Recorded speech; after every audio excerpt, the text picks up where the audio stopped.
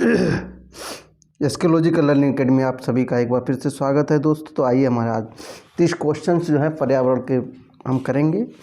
तो आइए पहला क्वेश्चन हम करते हैं पर्यावरण में। भारत में बिहार के सापेक्ष जम्मू कश्मीर और गोवा की स्थिति क्या है?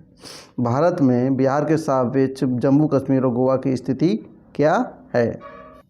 तो ये है दोस्तों उत्तर पश्चिम और दक्षिण पश्चिम। एक मिनट रुकिए, एक मिनट। उत्तर पश्चिम और दक्षिण पश्चिम, ठीक है। नेक्स्ट क्वेश्चन,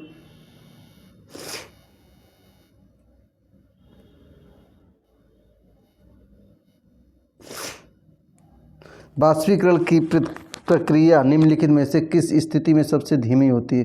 सतह क्षेत्र के तापमान दोनों वृद्धि, सतह क्षेत्र में बढ़ता है लेकिन तापमान घटता, सतह क्षेत्र घटता है लेकिन तापमान बढ़ता, सतह क्षेत्र में तापमान दोनों में कमी आ जाती है,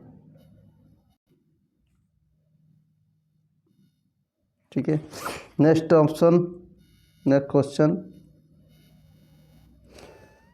नेक्स्ट क्वेश्चन है हमारा स्थानों, दूरियों, दिशाओं के सापेक्ष स्थिति को समझने की क्षमता क्या कहलाती है? स्थानों और दूरियों के सापेक्ष स्थिति को समझने की क्षमता क्या कहलाती है हमारी? तो ये चित्रण कौशल, ठीक है। नेक्स्ट क्वेश्चन, किसी राष्ट्रीय पत्राचार NCF 2005 के अनुसार NCF ने प्राथमिक स्तर पर एक एकीकृत पत्राचार क्षेत्र में रूप में बढ़ाए जाने के लिए पर्यावरण अध्ययन की सिफारिश की है। तो NCF जो है बढ़ाए जाने पर्यावरण के समक्ष जो सिफारिश की है जो है NCF 1975 वाले में, ठीक है, 1975 वाले में, ठीक है। आगे बढ़िए दोस्तों नेक्स्ट क्वेश्चन की तरफ। भारत में किस क्षेत्र में स्थानांतरित खेती करने की रिवाज है? उत्तरी पूर्वी क्षेत्र में है, उत्तरी पूर्वी क्षेत्र में है भारत में, उत्तरी पूर्वी क्षेत्र में, ठीक है। आगे बढ़िए दोस्तों। नदी बांधों से उत्पन्न जल विद्युत से निम्नलिखित में से कौन सा कथन सत्य नहीं है? कौन सा सत्य नहीं है? बांध टिकाऊ विकास में प्रोत्साहित करते हैं, यह पानी को हवा में प्रदूषित नहीं करता, जल विद्युत सुविधाओं में बड़े पर्यावरण प्रभाव होते हैं, बांध स्वदेशी लोगों को अपनी नदी की जीवन रेखा से अलग रखते हैं। बांध जो होता है दोस्तों वो टिकाऊ विकास को प्रोत्साहित करते हैं, ठीक है। तो यही हमारा ऑप्शन होगा। नेक्स्ट आगे चलते हैं। निम्नलिखित में से कौन सी ग्रीन हाउस गैस से है? कार्बन डाइऑक्साइड, मीथेन, जलवाष्प, उपरोक्त सभी।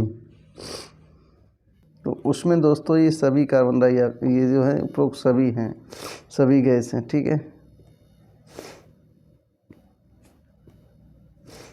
आगे बढ़िए दोस्तों।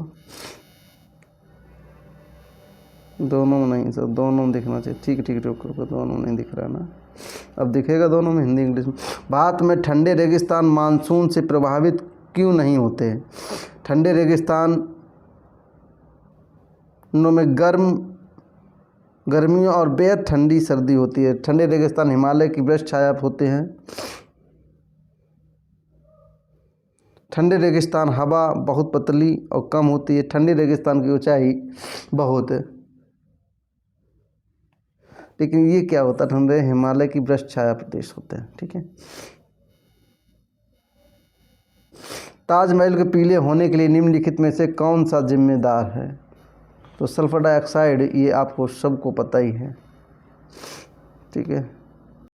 गोलकुंडा किला किसने बनवाया था? ये कातकी राजवंश थे, इन्होंने बनवाया था। कातकी राजवंश में गोलकुंडा बनवाया गया था, ठीक है। नेक्स्ट क्वेश्चन है हमारा, नेक्स्ट क्वेश्चन है दोस्तों। 15 ग्राम ml घनत्व को 3 ml आयतन वाले किसी वस्तु का द्रव्यमान क्या होगा?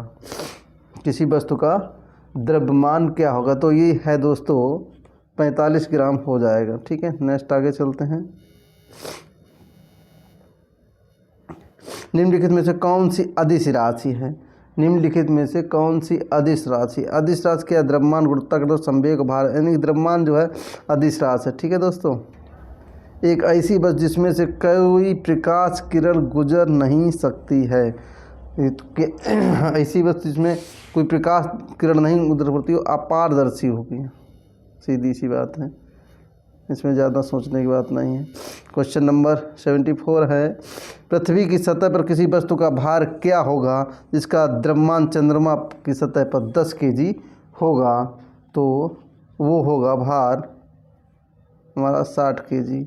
ठीक है, आगे बढ़ते हैं दोस्तों। क्वेश्चन नंबर 75, 1 बिलियन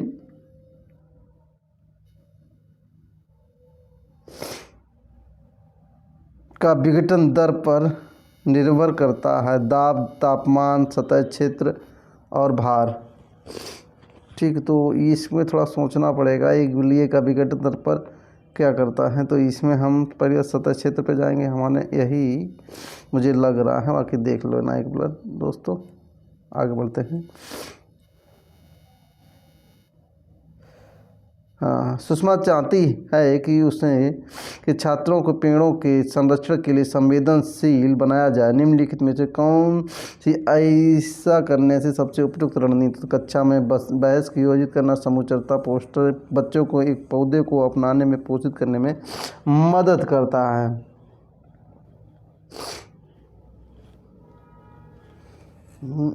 यही ऑप्शन हो जाएगा। ठीक है, आगे चलते हैं दोस्तों।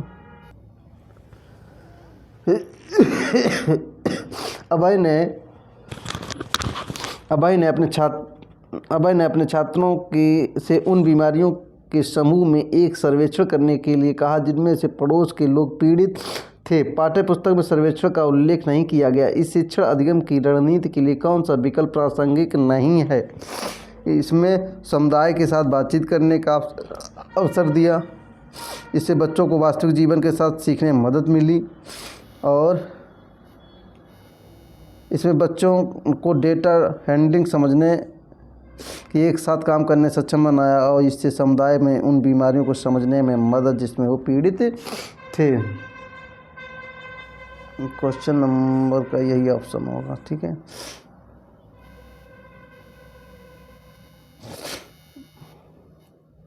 आपातकाल परिस्थितियों के बारे में बात करने के लिए प्रिया ने अपने बच्चों का अनुभव से पूछे। उन्हें कभी आपात स्थिति में सामना करना पड़े तो बच्चों को आग, बिजली, झटके, सड़क दुर्घटनाओं के साथ अनुभव सुनाए।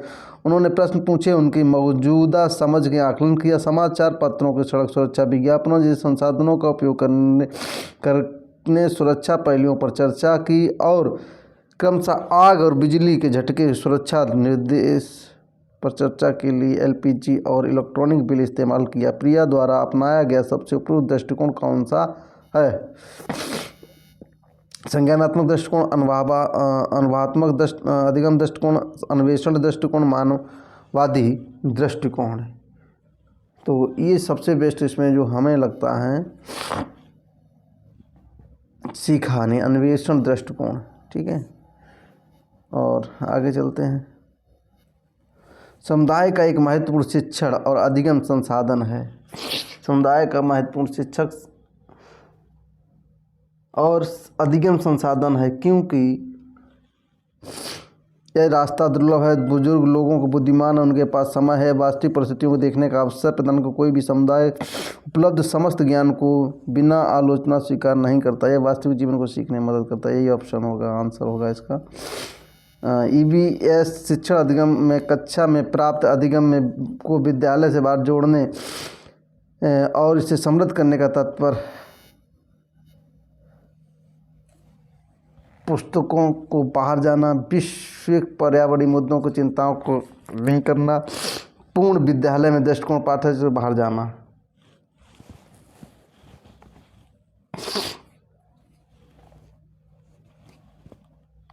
तो इसमें हम जो करेंगे वैश्विक पर्यावरण मुद्दों को, चिंताओं को पाठ्य पुस्तक से लिंक करेंगे। ठीक है दोस्तों। कक्षा 3 की छात्रा ने रामन ने सिखाया कि पिता और माँ उनके बच्चे एकल परिवार का गठन करते हैं। यदि दादा दादी एवं अन्य रिश्तेदार साथ रहते हैं तो विस्तार परिवार। आप इस बारे में क्या सोचते हैं? सबसे पहले इसको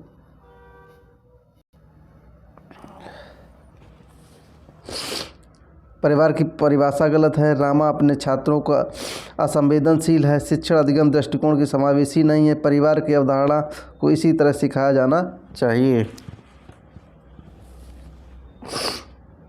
तो दुश्मन दुश्मन हो जाएगा दोस्तों, परिवार का दृष्टिकोण समावेशी नहीं है। ठीक है, आगे क्वेश्चन, निम्नलिखित में से कौन सी ईवीएस कक्षा में गतिविधियां हैं? चित्र बनाना, फील्ड भ्रमण, श्यामपट्ट, उपरोक्त सभी।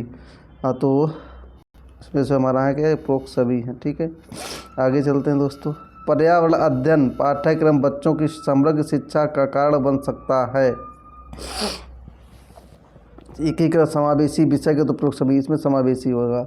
ठीक है, भी लगा दीजिए। आगे चलिए भैया, ईवीएस कक्षा पाठ्य पुस्तक में सपेरों पर एक अध्याय है। इसका उद्देश्य बच्चों को जागरूक करना और संवेदनशील बनाना है।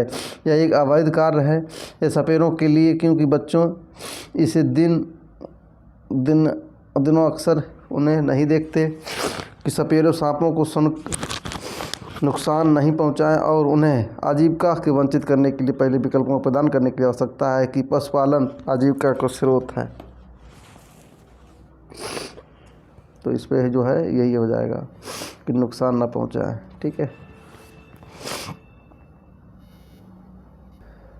विद्यालय मिड डे मील के समय के लिए कौन सा सबसे प्रासंगिक है? शिक्षण अधिगम के साथ इसका कोई लेन देन नहीं है। यह ईवीएस की शिक्षण अधिगम के लिए एक अच्छा अधिगम का अवसर है।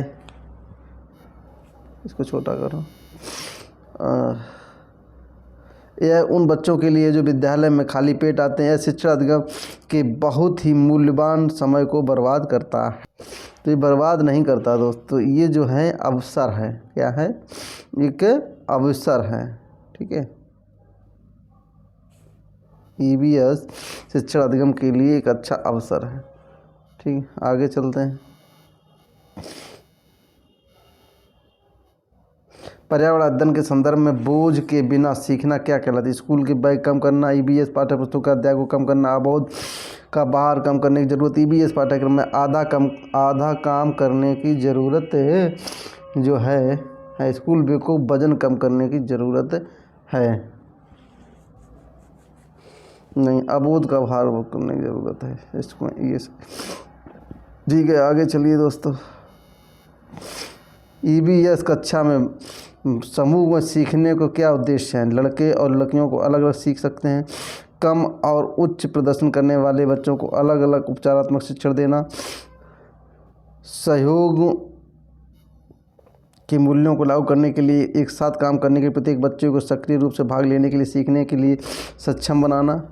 छात्र को आसानी से प्रतिबंधित करना और वर्कलोड कम करना। तो ये जो है ये हो जाएगा आंसर। ठीक है।